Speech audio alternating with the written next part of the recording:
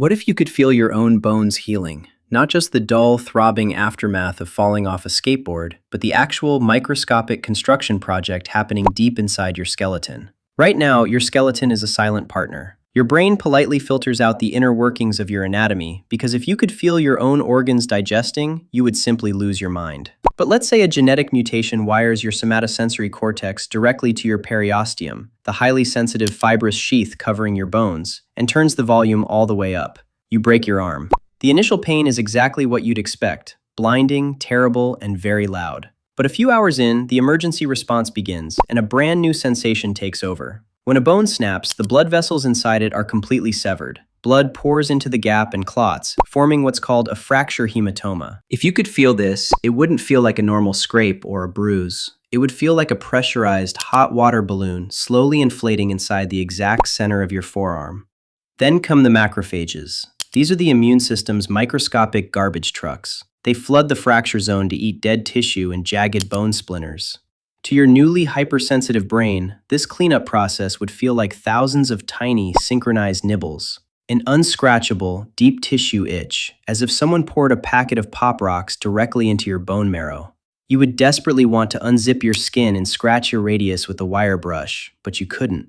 After a few days, your body enters the soft callus phase. Specialized cells called fibroblasts build collagen fibers, while chondroblasts lay down a temporary bridge of cartilage to connect the two broken halves. Cartilage is flexible and rubbery, so you're just sitting on the couch, trying to watch television, and you feel the distinct, horrifying sensation of wet biological duct tape being stretched across the chasm of your broken bone. Every time your heart beats, the spike in blood pressure stretches this rubbery bridge. You can physically feel your skeleton acting like a flimsy bungee cord. By week 3, the heavy machinery arrives: the osteoblasts. These cells are the 3D printers of the human body. Their job is to replace that squishy cartilage with rigid, spongy bone. Let's do the math on what this industrial site would actually feel like. Imagine a fracture gap of about 1 centimeter in a thick bone like your femur, with a cross-section of about 3 square centimeters. To fill that gap with solid bone in 30 days, millions of osteoblasts have to work around the clock. An average bone-building cell covers an area of roughly 400 square micrometers. To pave just one microscopic layer across that 3 square centimeter gap, you need about 7.5 million osteoblasts working shoulder to shoulder. If they need to build a 1 centimeter bridge in a month, they are advancing at about 14 micrometers an hour. That means they are cementing a full cellular layer into place every hour and a half. That is 7.5 million microscopic calcium deposits being dropped into your leg every 90 minutes. If you break that down to a per-second rate, it's roughly 1,400 microscopic impacts per second. If you could feel every single one of those chemical deposits, it wouldn't feel like tapping. Human nerves interpret 1,000 sequential events a second as a constant mechanical vibration. 1,400 hertz is a very specific frequency. It's an F sharp in the 6th octave. For a solid month, your broken leg wouldn't just hurt, it would literally hum. You'd be lying in bed, staring at the ceiling, while the inside of your thigh vibrated like an electric toothbrush playing a high-pitched F sharp. Eventually, the gap is bridged, but the new bone is bulky and disorganized. Enter the osteoclasts. These are giant multinucleated cells that act as the acid-spitting Roombas of your skeletal system.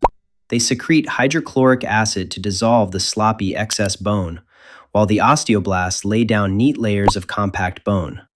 The osteoclasts clamp onto the bone, form a tight seal, and literally vomit acid. If you could feel this remodeling phase, it would register as a cold chemical burn deep inside your limb, accompanied by the sensation of microscopic sandpaper carving a sculpture out of your skeleton. And the worst part? Remodeling doesn't take weeks. It takes years. You would feel this acidic, grinding, humming vibration for up to 4 years after your cast comes off. You'd become hyper-aware of every single microfracture you get from simply jumping off a step or jogging on concrete.